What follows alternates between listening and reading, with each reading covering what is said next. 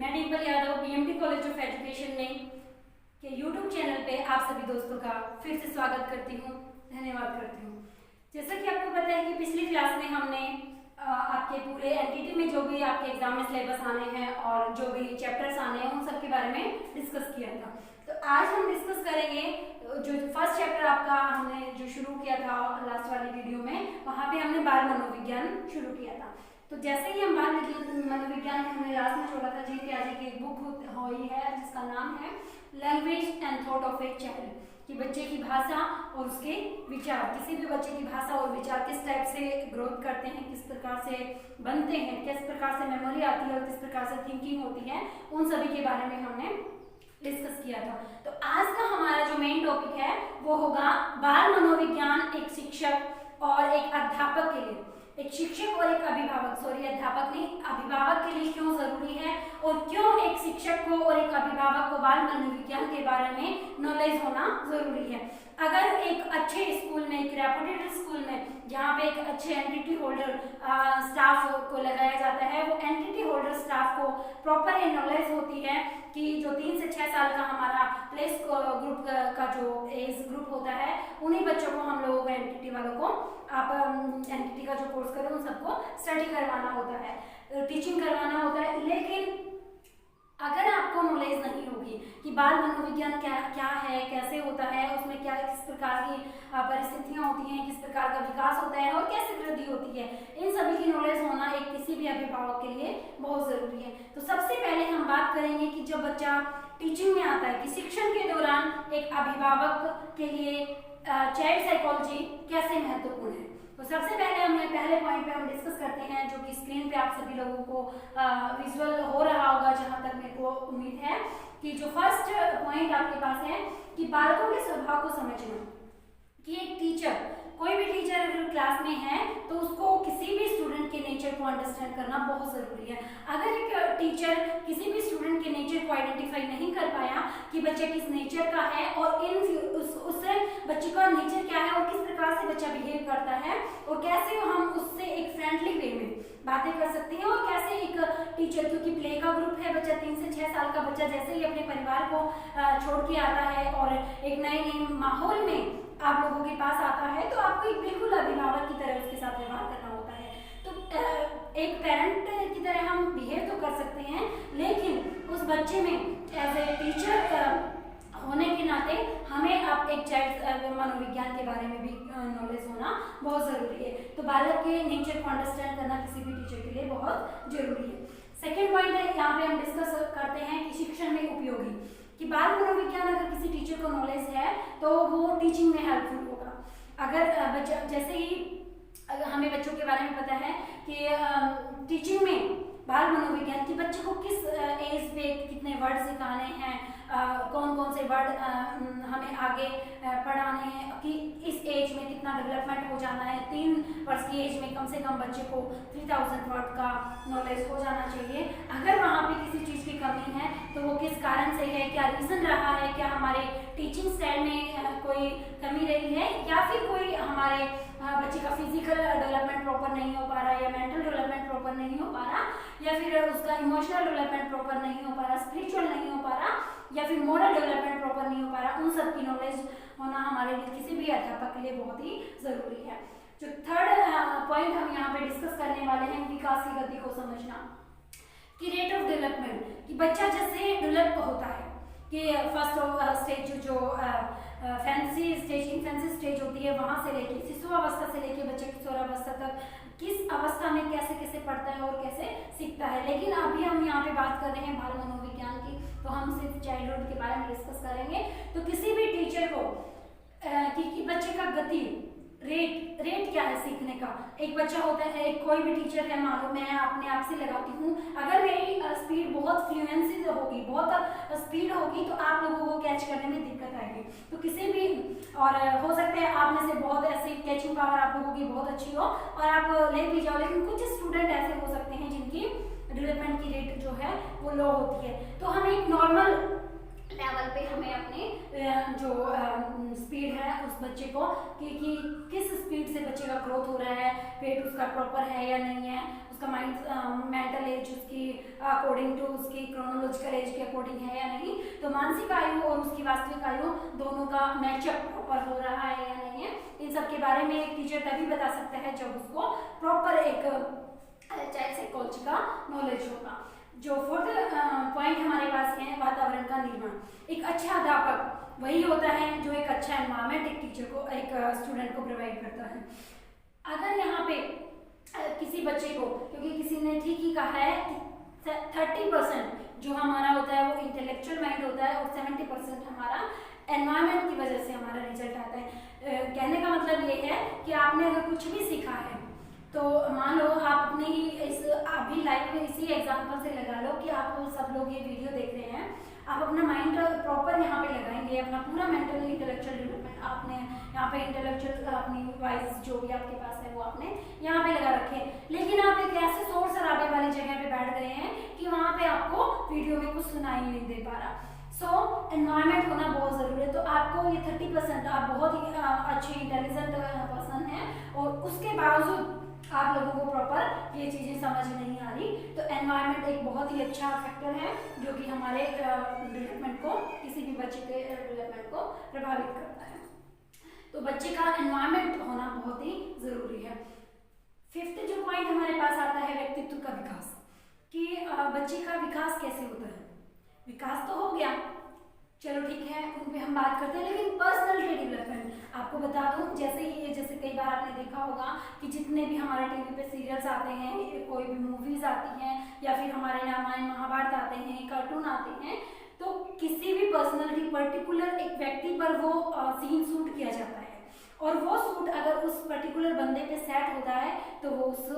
Scene को represent करता है। तो यही होता है कि एक बच्चा होता है बहुत ज़्यादा एक्टिव होता है, मानो हमें रामायण का सूट को छोटा सा सीन हमारे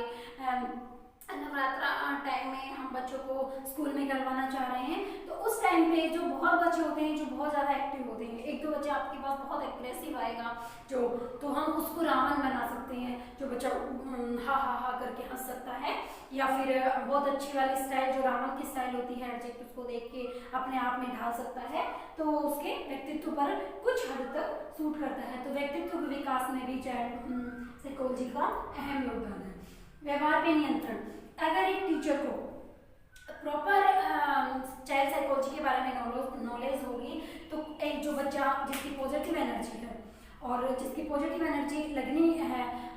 जैसे काफ़ी बार क्या होता है कि एक सब्लिमेशन डिफेंस मैकेनिज्म का एक पार्ट होता है सब्लिमेशन, ठीक है। तो सब्लिमेशन की अगर हम बात करें तो सब्लिमेशन डिफेंस मैकेनिज्म का वो पार्ट है जो कि हमारी नेगेटिव एनर्जी को, जो भी एनर्जी हमारे अंदर किसी भी व्यक्ति के अंदर किसी भी पर्सन के अंदर अगर होती है तो उस पॉजिटिव नेगेटिव एनर्जी को पॉजिटिव डायरेक्शन में लगाना है, दैट इज कॉल्ड सब्लिमेशन। तो सब्लिमेशन होना एक हेल्दी, जितने भी हमारे डिफेंस मैकेनिज्म हुए हैं उनमें सबसे हेल्दी जो पॉइंट आपका डिफेंस मैकेनिज्म है वो है सब्लिमेशन। तो एक टीचर को सब्लिमेशन आना चाहिए, क्योंकि अगर एक टीचर को सब्लिमेशन नहीं आएगा, क्योंकि बहुत एक ही क्लास में काफ़ी बच्चे होते हैं और डिफरेंट हर प्रकार के बच्चे का आयु स्तर अलग अलग होता है कि उनके मानसिक जो एज होती है वो अलग अलग होती है, उनके सीखने का तरीका अलग अलग होता है, उनका रेट जो सीखने की जो एक्यूरेसी है वो बहुत ही डिफरेंट हो सकती है। तो हमें एक एवरेज वे में बच्चों को पढ़ाना होता है, तो उसी में इनको ध्यान में रखते हुए एक टीचर को सब्लिमेशन में डिफेंस मैकेनिज्म आना बहुत ज़रूरी होता है। सेवंथ जो पार्ट होता है बाल निर्देशन, अगर एक प्रॉपर टीचर आप लोगों के पास है, ठीक है, बाल निर्देशन का मतलब होता है चाइल्ड को गाइडेंस करना, तो कोई भी टीचर किसी भी बच्चे को तभी गाइड कर पाएगा तब उसके पास प्रॉपर नॉलेज होगा। अगर हमारे पास खुद के पास ही नॉलेज नहीं है तो हम बच्चे को गाइड कैसे कर पाएंगे। तो इसी के दौरान हम किस एज में हमें बच्चों को कितना डाइट चार्ट उसका कैसे बनाना है, कितने वर्ड उसको सिखाने हैं, और उसका मोटर डेवलपमेंट कैसे होना है, उसका मेंटल डेवलपमेंट कैसे होना है, उसका फिजिकल डेवलपमेंट कैसे होना है, उसकी हाइट कितनी होनी चाहिए अकॉर्डिंग टू एज उसका इंटेलेक्चुअल डेवलपमेंट कितना होना चाहिए। दैट इज बहुत सारे पॉइंट हैं जो कि इसके अंदर कंक्लूड होते हैं। आठवां जो पॉइंट हमारे पास आता है भविष्यवाणी प्रेडिक्शन, ठीक है। जैसे कुछ बच्चे होते हैं जो बहुत एक्टिव होते हैं और जैसे ही छोटे होते हैं जितने में उनकी एज भी नहीं होती और वो एक बड़े आइडेंटिफिकेशन जो डिफेंस कंडीशन है यहाँ पे एक बड़े व्यक्ति की तरह, लाइक सचिन तेंदुलकर को देख के एक छोटा बच्चा सचिन तेंदुलकर की तरह बॉलिंग और बैटिंग करे, तो वहाँ पे आइडेंटिफिकेशन जो डिफेंस मैकेनिज्म है वो बच्चा यूज कर रहा है, तो उसको देख के बच्चों के अभिभावकों या अध्यापक द्वारा ये कह देना कि ये इन फ्यूचर जाके एक क्रिकेटर बनेगा, तो हम भविष्यवाणी कर देते हैं। तो ये हमने तभी की जब हमें बाल मनोविज्ञान के बारे में नॉलेज थी। तो एक अभिभावक को एक टीचर को दोनों को ही चाइल्ड मनोविज्ञान के बारे में नॉलेज होना बहुत जरूरी है। नौवां जो पॉइंट है सुखी जीवन। अगर हम बच्चे को प्रॉपर टाइम पे, क्योंकि एक अच्छा अध्यापक या फिर एक अच्छा अभिभावक वही होता है जो अपने बच्चों को उचित समय पे उचित शिक्षा और उचित व्यवस्थाएं प्रोवाइड करवा सके और उन व्यवस्थाओं के अकॉर्डिंग एक अच्छा समाज में एक समाज के लिए उपयोगी व्यक्तित्व का निर्माण कर सके। तो सुखी जीवन तभी होगा जब हमारा प्रॉपर व्यक्तित्व विकास अच्छा होगा, हमारा बिहेवियर अच्छा होगा, हमारा एनवायरनमेंट अच्छा होगा, तभी वो बच्चा एक समाज के लिए उपयोगी बच्चा कहलाएगा। तो ये सब हमारे थे बाल मनोशिक्षण के दौरान एक अध्यापक को क्यों जरूरी है बाल मनोविज्ञान का ज्ञान। और अब हम बात करने वाले हैं कि शिक्षण के साथ साथ पूरी लाइफ में, पूरे जीवन में, कि जैसे ही बच्चा अपना विकास करता है तो एक अध्यापक के साथ एक अभिभावक को भी क्यों जरूरी है बाल मनोविज्ञान की नॉलेज लेना। तो आज हम बात करें बाल मनोविज्ञान में अभिभावक होने से अभिभावक को क्या क्या लाभ हो सकते हैं। तो पहला पॉइंट आप यहाँ पे जैसा ही आपको स्क्रीन पे दिख रहा होगा, यहाँ पे बाल पोषण का ज्ञान। जैसे ही बच्चा गर्भ में आता है उस समय से लेके उसके जीवन में दर्शन देने तक, ठीक है, कि उस संसार में दर्शन देने तक उसके तब तो एक माँ का होता है और उसके बाद भी एक माँ का ही होता है। जब तक वो स्कूल में नहीं आता तो तब तक का 3 साल तक के बच्चे तक का पूरा, तो जब तक हमें चाइल्ड साइकोलॉजी में बाल पोषण का नॉलेज नहीं होगा तो बाल पोषण एक अहम पॉइंट है कि जब हम चाइल्ड साइकोलॉजी पे पढ़ेंगे तो बाल पोषण की नॉलेज हमें उसमें मिलेगी। तो बाल पोषण का होना, बाल पोषण की नॉलेज लेना बहुत जरूरी है। मार्गरेट और हमारे नाइल न्यूटन एक चाइल्ड साइकोलॉजिस्ट हुए हैं जिन्होंने कहा है कि नर और नारी, माता पिता और एक पारिवारिक और परंपरागत ढांचा ही बच्चे को अच्छा बनाता है। कि जैसा हमारा परिवार होता है वैसा ही, जैसा हमारा एनवायरनमेंट होता है, जैसी हमारी परंपराएं होती हैं, उसी के अकॉर्डिंग बच्चा सीखता है और आगे बढ़ता है। सेकेंड जो पॉइंट हमारा आता है कि अभिभावकों के लिए बाल मनोविज्ञान क्यों जरूरी है, इसी में हम सेकेंड पॉइंट की बात करते हैं अभिभावकों का ज्ञान। कि बच्चा तो हमने बच्चे को तो राइटिंग चार्ट या फिर जिस भी देके हमने विकास कर लिया, तो अभिभावकों का ज्ञान। बच्चे को देखो, अभिभावक को नॉलेज होना बहुत जरूरी है। अगर एक पेरेंट्स को प्रॉपर नॉलेज नहीं होगी तो वो अपने बच्चे को प्रॉपर ग्रो नहीं करवा पाएगा, क्योंकि कहीं ना कहीं कुछ रेस्ट्रिक्शन उसके जीवन में, बच्चे के जीवन में आ सकती हैं जिसको लेके इन फ्यूचर उनको दिक्कतें आ सकती हैं। तो अभिभावक को यही नहीं है कि पेरेंट्स हैं उसको केवल और केवल नर और नारी को यौन तक मात्र तक ही सीमित रहकर लाइफ में भी, कि बच्चे को किस समय पे किस प्रकार की शैक्षिक सुविधाएं या फिर समाज में उसको किस प्रकार से एक रेपुटेड व्यक्तित्व का विकास अभिभावक को करना होता है। जो थर्ड पॉइंट हमारे पास आता है बालक तथा सामान्य व्यवहार। बालक को समझना और उसके व्यवहार को समझना एक अध्यापक के लिए और एक अभिभावक के लिए बहुत जरूरी है। कहते हैं कि मानव के अधिकारों का अस्तित्व तभी होता है जब उसका mental development, physical development, moral development, language development and motor development अच्छा होता है। तो आपने थर्ड पॉइंट यहाँ पे डिस्कस किया कि बालक तथा उसका सामान्य व्यवहार तभी समाज के लिए उपयोगी सिद्ध हो सकता है जब बच्चा मानसिक रूप से स्वस्थ होगा, बच्चा शारीरिक रूप से स्वस्थ होगा, बच्चा सांवेगिक रूप से स्वस्थ होगा, तभी एक बच्चा एक अच्छे चरित्र का उस बच्चे में निर्माण हो सकता है और वो समाज के लिए उपयोगी सिद्ध हो सकता है। फोर्थ जो पॉइंट हमारे पास यहाँ पे, फोर्थ पॉइंट को डिस्कस करने से पहले मैं आपको एक पॉइंट यहाँ पे जो आपको दिख रहा होगा, कार्लो वैलेंटी हमारे एक चाइल्ड साइकोलॉजिस्ट हुए हैं जिन्होंने कहा है कि देखो बालक का सामान्य व्यवहार, ये पॉइंट था हमारा। तो उसके अधिकार, जब एक नॉर्मल बच्चा होगा तभी वो अपने अधिकारों के बारे में बात करेगा। यहाँ पे मानव अधिकार अस्तित्व तभी होता है जब उसका फिजिकल डेवलपमेंट अच्छा हो, उसका एमडी मेंटल डेवलपमेंट अच्छा हो, जो नॉर्मल एवरेज पर वो ग्रोथ करता हो। तो कार्लो वेरेंटी हुए हैं जिन्होंने कहा है कि 2%, 100 में से 2% बच्चे वो होते हैं जो असामान्य रूप से विकसित होते हैं। तो सामान्य एवरेज विकास होना बहुत ज़रूरी है। अगर आपके बच्चे का एवरेज विकास नहीं हो पाएगा, आपने किसी आपको अगर नॉलेज नहीं है, या फिर आप कि जो बच्चे को पढ़ाने वाले टीचर्स हैं उनको नॉलेज नहीं है, तो आपका बच्चा कहीं असामान्य कैटेगरी में ना आ जाए। तो हमें एक इसी को ध्यान में रखते हुए एक अच्छे पेरेंटिंग की भूमिका और एक अच्छे टीचर की भूमिका निभाना है। उसी को ध्यान में रखते हुए यहाँ पे कहा गया है कि बालक का व्यवहार और विकास सामान्य से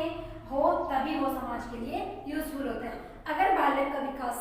सामान्य होगा, एवरेज होगा, तो ही वो सोसाइटी के लिए अच्छा होगा, तो ही वो कम्युनिटी के लिए अच्छा होगा, तो ही वो परिवार के लिए अच्छा होगा, तो ही वो स्वयं के लिए अच्छा होगा। क्योंकि असामान्य व्यवहार कहीं पे भी हमें नुकसान पहुंचा सकता है और वो स्वयं के लिए हार्मफुल तो होता ही होता है, सोसाइटी के लिए भी हार्मफुल हो सकता है।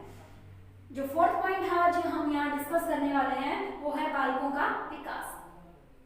ठीक है, कई बार क्या होता है कि बालकों का विकास कैसे होता है। अभिभावक, बहुत से पेरेंट्स होते हैं जो कि अवेयर होते हैं, नॉलेजेबल होते हैं और एजुकेटेड होते हैं। उन्हीं के साथ साथ बालकों का जो विकास है कि किस एज में, काफी बार क्या होता है छोटे बच्चे होते हैं जो उनमें एक दूसरे बच्चों को देख के वो झूठ बोलना शुरू कर देते हैं। अगर पेरेंट्स अवेयर हैं कि बच्चे ने झूठ बोला है और उसको पता है, तो पेरेंट्स उनको उसी टाइम पे स्ट्रिक्ट करते हैं कि नहीं बच्चा ये गलत है, उनको निर्देशन देते हैं कि no this is the bad habit. So ये तभी हम बता सकते हैं जब हम एक अवेयर पेरेंट्स होंगे। ठीक है, तो नेक्स्ट जो हमारा आता है विकास की अवस्थाओं का ज्ञान, कि बच्चों को विकास की अवस्थाओं का ज्ञान एक पेरेंट्स को होना बहुत ही जरूरी है। सबसे पहले शैशव अवस्था, गर्भावस्था सबसे पहले जो आती है हमारी गर्भावस्था आती है कि गर्भावस्था में हमें किस प्रकार एक अभिभावक को पोषण देना चाहिए और कैसे उसका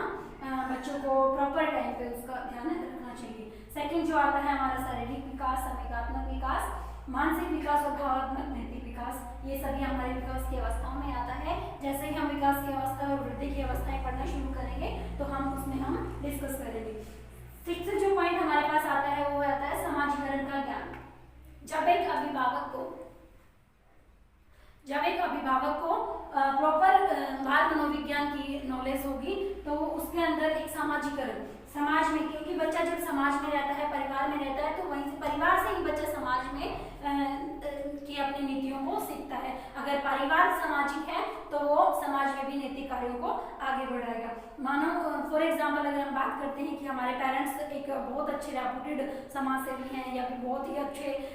ऐसे वक्ता हैं, अधिवक्ता हैं, तो सेम एज इट इज बच्चे भी उसी को फॉलो करने लग जाते हैं। तो एक समाजीकरण का ज्ञान भी होना बहुत जरूरी है। ठीक है, सेवंथ जो हमारे पास पॉइंट आता है व्यक्तित्व का विकास, कि बच्चे व्यक्तित्व का विकास कैसे पर्सनालिटी डेवलपमेंट होता है। हर बच्चे की क्षमताएं अलग होती हैं, हर बच्चे का इंटरेस्ट अलग होता है और उस इंटरेस्ट के अकॉर्डिंग, उसी इंटरेस्ट के अकॉर्डिंग बच्चे को एजुकेशन देना आज की मॉडर्न लाइफ में बहुत मुश्किल हो गया है। तो उसी को ध्यान में रखते हुए आप सभी लोग, आपने जैसे देखा होगा कि ऑनलाइन क्लासें आजकल बच्चों को प्रोवाइड करवा रहे हैं, और क्योंकि इसको हम इंटरेस्ट नहीं कह सकते, लेकिन फिर भी मॉडर्न एजुकेशन ऐसी हो रही है। और अभी तो स्थितियों के अकॉर्डिंग हम कह सकते हैं कि लॉकडाउन का समय चल रहा है और बच्चों को ऑनलाइन एजुकेशन देना, लेकिन उसके कुछ नुकसान भी हैं और कुछ फायदे भी हैं, उनकी बात हम यहाँ नहीं करेंगे। यहाँ हम आते हैं अपने टॉपिक्स पे। तो टॉपिक हमारा जो पॉइंट था, हमारा पॉइंट है बालक का व्यक्तित्व, कि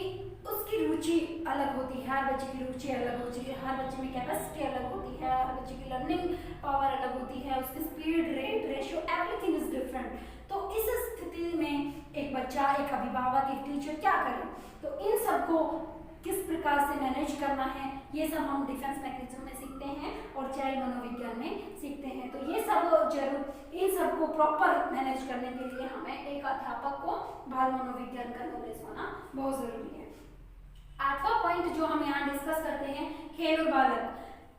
खेल जो है किसी भी बच्चे के जीवन का अभिन्न होता है, क्योंकि बच्चा खेल खेल में ही सीखता है। जो सबसे पहले हमारे पास आप लोग जिस क्लास की बात कर रहे हैं, क्योंकि आपका जो डिप्लोमा है वो एमटीटी नर्सरी टीचर ट्रेनिंग का है और आप लोगों को भी इन छोटे बच्चों को ही पढ़ाना है। तो खेल खेल में आप बच्चों को कैसे शिक्षा देंगे, इसमें हमारे पास किंडरगार्टन हो गया, मोंटेसरी हो गया, डाल्टन मेथड हो गया, इन सब मेथड से बच्चा कैसे सीखता है, जिसमें उसकी तर्क शक्ति का विकास होता है, उसका बौद्धिक विकास होता है, आध्यात्मिक विकास होता है, संविकात्मक विकास, ये बहुत सारी किट्स होती हैं जिनके माध्यम से हम बच्चों को उसमें पढ़ाते हैं। तो एक अभिभावक को बहुत जरूरी है कि वहाँ पे बच्चों को खेल खेल में वो नॉलेज दे। 9th जो पॉइंट हमारे पास आता है वो आता है स्वास्थ्य। स्वस्थ शरीर में ही आपने सुना होगा स्वस्थ मन का निवास करता है। अगर हमारा शरीर स्वस्थ है तो ही हमारा मन स्वस्थ रह पाएगा, अगर हमारा मन स्वस्थ है तो ही हमारी एजुकेशन स्वस्थ रह पाएगी, अगर हमारी एजुकेशन स्वस्थ है तो ही हमारा समाज स्वस्थ रह पाएगा, और अगर हमारा समाज स्वस्थ है तो हमारा राष्ट्र स्वस्थ रह पाएगा। तो वही कंडीशन आज हमारे पास हमारे सामने बनी हुई है कोरोना के दौरान, कि कोरोना महामारी के दौरान कि जैसे फर्स्ट टाइम हमारे प्राइम मिनिस्टर नरेंद्र मोदी जी ने लॉकडाउन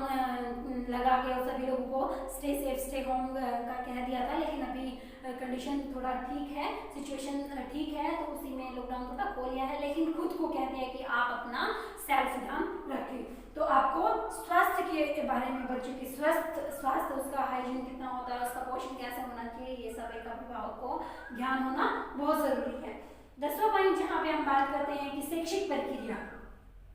ठीक है, तो रुचि शैक्षिक प्रक्रिया इट मीन्स कि बच्चा काफी पेरेंट्स होते हैं जो इतने एजुकेटेड होते हैं, अवेयर होते हैं, तो उनका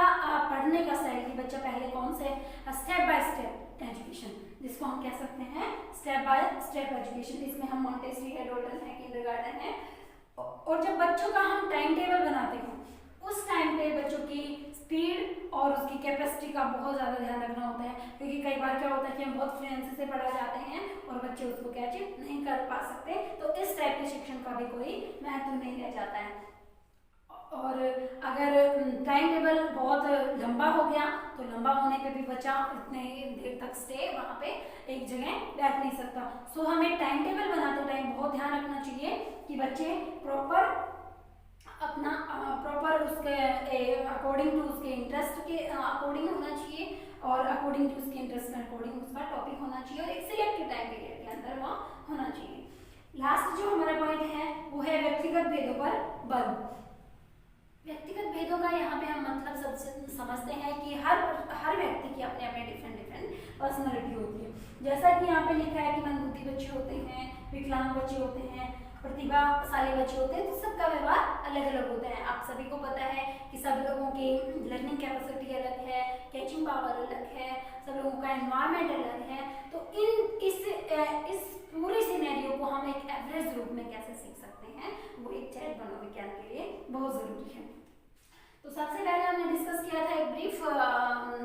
मैं आपसे कर देती हूँ कि जीन पियाजे की जो बुक थी वो थी। तो अब टीचर का एक शिक्षण में क्या महत्व है चाइल्ड साइकोलॉजी का, और एक अध्यापक के लिए चाइल्ड साइकोलॉजी का क्या महत्व है, ये सभी पॉइंट्स आज हमने यहाँ पे डिस्कस किए। इन सभी का निचोड़ हमारे एक चाइल्ड साइकोलॉजिस्ट हुए हैं जेम्स एस रोज, उनका नाम है जेम्स एस रोज। इन्होंने इन सभी का निचोड़ इन 4 लाइनों में लिखा है, वो सभी निचोड़ आज हम यहाँ आप सबसे डिस्कस करेंगे। तो जो पहला पॉइंट है वो है बालक की वंश परंपरा का संपूर्ण ज्ञान, कि अगर किसी भी अध्यापक को या किसी भी शिक्षक को बाल मनोविज्ञान की प्रॉपर नॉलेज है तो वो उस बच्चे की वंश परंपरा का संपूर्ण ज्ञान उस बच्चे को देखकर लगा सकता है। उसके अकॉर्डिंग वंश परंपरा इट मीन्स बच्चे में कोई हेरिडिटी प्रॉब्लम तो नहीं है, या फिर बच्चे ये जैसे कई बार क्या होता है कि बच्चे में थोड़ा बहुत जैसे हाथ नहीं काम करता, आइज काम नहीं करती प्रॉपर, तो उसको देख के अगर एक अवेयर टीचर है और एक अवेयर स्टूडेंट है तो वो बता पाएगा कि यहाँ पे ये दिक्कत है। सेकेंड पॉइंट जो यहाँ पे आता है वो आता है बालक का वातावरण के प्रभाव, चरित्र निर्माण और के स्टेजेस, कि जब जैसे ही हमने ये सारे पॉइंट्स यहाँ पे डिस्कस किए कि एनवायरनमेंट का बहुत ही इफेक्ट होता है, एनवायरनमेंट और उसकी कैरेक्टरिस्टिक बिल्डिंग। 30 30% जहाँ पे हमारे इंटेलेक्चुअल कोई भी रिजल्ट, जैसे मैंने आपको बताया कि रिजल्ट जब भी किसी भी चीज़ का अगर हमने बच्चे को कुछ भी सिखाया है तो उसका रिजल्ट जो आता है वो 30% उसके मेंटल से आता है और 70% उसके एनवायरनमेंट से आता है। तो एनवायरनमेंट का होना बहुत ज़रूरी होता है। थर्ड जो पॉइंट हमारे पास है बाल विकास की अध्ययन, अध्यापक, समाज के प्रति चिंतन कि बच्चा कैसे सोचता है, कैसे थिंकिंग करता है, कैसे थॉट है, ये सब हमारे बाल विकास में हम अध्ययन करते हैं। फिर जो फोर्थ जो हमारा पॉइंट आता है वो आता है नवीन ज्ञान को कैसे ग्रहण करता है बच्चा, कि जैसे ही हम उसके पास कोई नई, बच्चे के सामने हमने नई एक सिचुएशन क्रिएट कर दी है और उस सिचुएशन को बच्चा कैसे हैंडल करता है, कैसे वो नॉलेज को गेन करता है और कैसे उस नॉलेज में इम्प्रूवमेंट करता है, एक सृजनात्मक विकास कर सकता है। तो आप सभी का इस क्लास में बहुत बहुत धन्यवाद। मुझे आशा है कि आप ये क्लास प्रॉपर मन लगा के आप इसके नोट्स बनाएंगे और प्रॉपर, ये बहुत ही अच्छा इंपॉर्टेंट टॉपिक्स था और मैं आपसे उम्मीद करती हूँ अगर कुछ भी समझ नहीं आए तो आप अपने यूट्यूब के कमेंट चैनल में आप हमें कमेंट करेंगे और नेक्स्ट क्लास में जैसे भी हमारी जो भी गलतियाँ रही होंगी हम आपसे वो गलतियों को डिस्कस करेंगे और पूरा उन गलतियों में सुधार करने की कोशिश करेंगे। धन्यवाद।